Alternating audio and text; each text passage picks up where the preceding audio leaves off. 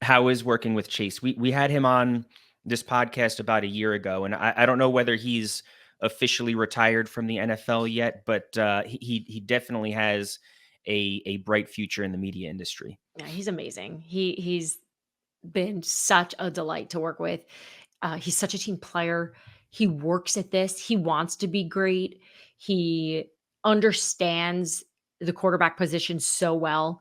We had Raiders GM Tom Telesco, who was the GM with the Chargers when Chase was there. Yeah. And he was explaining to me how detail oriented and what a good note taker Chase has been, or Chase was as a player. And that's really what separated him from a lot of the other guys in a locker room, is just his ability to study and focus. And I've seen that with Chase in this work. So I also just enjoy talking to him. And I know that probably sounds so basic, but because I have to talk to so many people throughout the day, every single day, because of my job, I've become pickier with who I like to talk to. And when I see him calling my phone or FaceTiming me, I quickly answer because I just enjoy him. And he makes me laugh and he makes me better at my job. And he's always thinking about stories in the league that I'm not always focused on that interest him.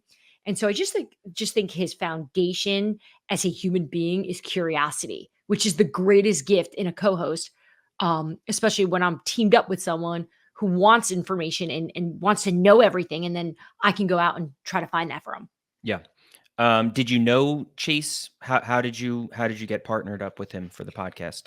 So I'd covered the Bears for a few games the year he was in Chicago, and we'd had some conversations, but just throughout the league and having friends that were friends with Chase, that's really the only way we knew of each other.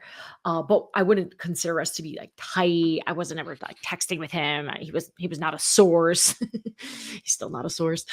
Um, but I had seen him on social media doing some clips, and I liked him. And then he invited me on his show just randomly.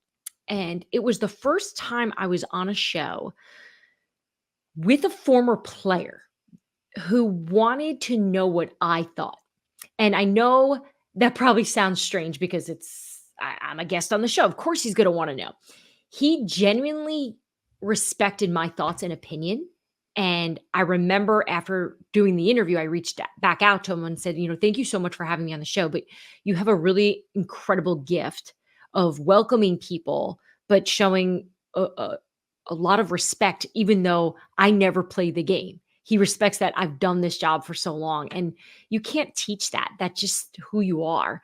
And that's also been a really cool part of this show is there's no prove it with Chase. There's no, oh, well, you don't know, you've never done it. In fact, I find Chase goes overboard at times because he knows I'm a former athlete. So he talks to me like a dude. And I'm always like, okay, remember I didn't play. So back it up. So I'd asked our bosses of like, they asked me for a few names of people that I wanted to work with, and Chase was at the top of the list. And we did one audition, and everyone's like, "Yeah, this is it." It was just one of those situations where there's no questions, no one's worried. There's no, well, how is he gonna be in this year? Everyone's like, "Okay, this works. These two are meant to be together," and I feel it every show.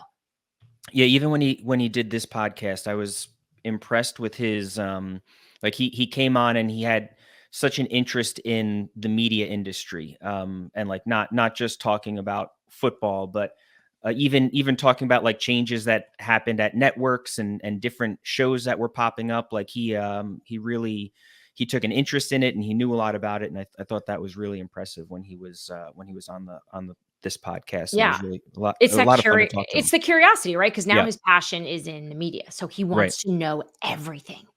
And it's funny because half the time we were talking, it's about that kind of stuff. And I'm like, all right, let's talk about the pod, because he's just a collector of information at all times. So it's hence the reason why it's called Scoop City, because he's also always looking for scoops and giving scoops. He gives some scoops too sometimes.